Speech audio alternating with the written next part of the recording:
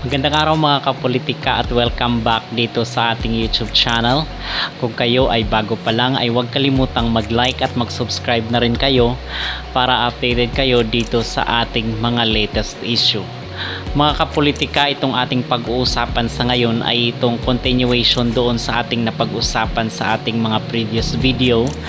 Actually meron tayong in-upload kanina tungkol dito sa laro ng Creamline Pulse Smasher versus sa Cherry Tigo crossover, at ating napag-usapan doon sa nauna nating video na kung saan itong pagkatalo, yung reason kung bakit nanalo itong itong Creamline Pulse Smasher, and maraming rin doon ang nag-react at ang nagsasabi doon sa mga comment section tungkol doon sa kasi nagkaroon ako ng early prediction kahapon mga kapolitika, na kung saan sinasabi ko doon sa aking previous video na may posibilidad na matatalo itong Creamline Pulse Smasher. Okay, but actually some of my predictions nagkakatotoo naman, just like dito sa Farm Fresh na ang sinabi ko doon ay mananalo itong Farm Fresh, and true enough nga yun nga ang nanalo, kasi marami ang mga nagre-react doon sa mga comment section na one-sided daw ako, hater daw ako ng Creamline, at ang sinasabi ng iba ay bakit mali-mali yung mga yung mga early prediction ko doon sa Creamline, nung sinasabi naman ng iba ay one-sided daw yung aking komento. Okay, kaya nga lagi natin ito sinasabi mga kapolitika na itong aking personal na opinion, aking personal na views. So kayo, meron din kayo mga personal na opinion, mga personal na views, kasi sinasabi ko nga, lagi nating minimension dito na obviously hindi naman natin alam yung maging resulta sa susunod na game. Again, ang yung basis lang natin is yung previous nila na laro, kung paano ba sila naglaro nung nakaraang game. Kasi hindi ko naman alam kung meron silang mga adjustment na ginawa or ano ba yung mga pagbabago, mga changes na ginagawa ng team. Okay, so kung may mga binago silang for example sa kanilang depensa, at kung paano ba yung magiging setup ng galawan ng bola doon ng isang kupunan, ay hindi ko na po yun alam. Okay, so yung ating lang dito, ang ating point dito is yung ating nagiging basis lang, nakadepende yung ating opinion doon sa kanilang mga previous game.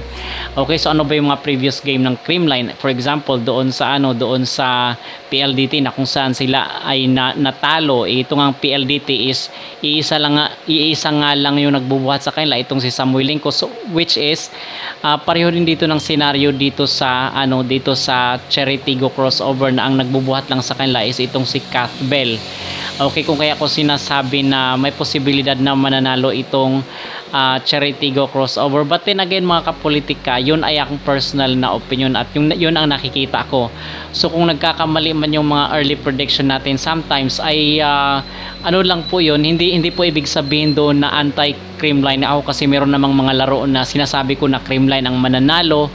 Okay, so yun lang po yun. So ang lesson learned rin dito sa aking part is dapat mga kapolitika, hindi na tayo magbibigay ng mga early predictions dito, kasi nalilibay lang tayo na anti Creamline daw tayo at hater daw tayo ng Creamline, or one-sided tayo. So sa mga susunod na mga videos natin, for example kung may laro itong Chocomocho at Creamline, ay magbibigay na lang tayo ng ano ba yung mga dapat pang i-improve, or saan ba yung may posibilidad na magkukulang yung isang team. Okay, so hindi na ako magbibigay mga kapolitika kung sino yung mananalo or matalo, kasi sobrang dami po ng basher dito sa comment section, at hindi ko po kakayanin kayo i-reply ni isa-isa, kasi nag-iisa lang po tayo.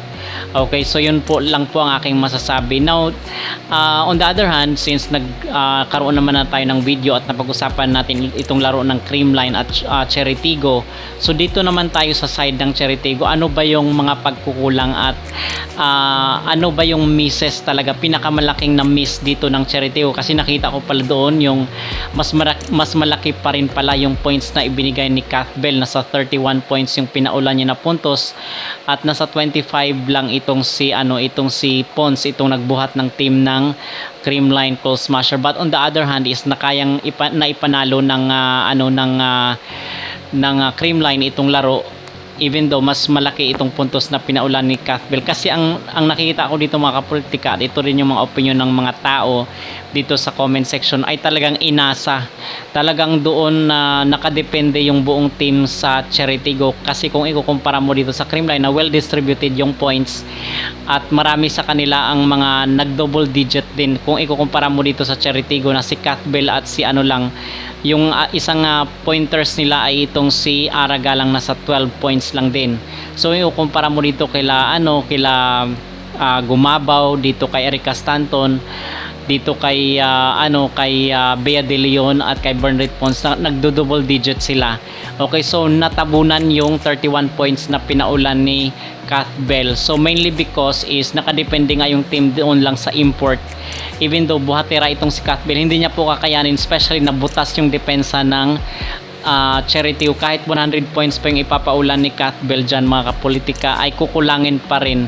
Kasi dahil nga dito sa butas na depensa ng Cheritigo, kung ikukumpara mo dito sa depensa ng Creamline na kung saan which is nag-improve rin talaga at nag-level up yung kanilang depensa mga kapolitika. Okay?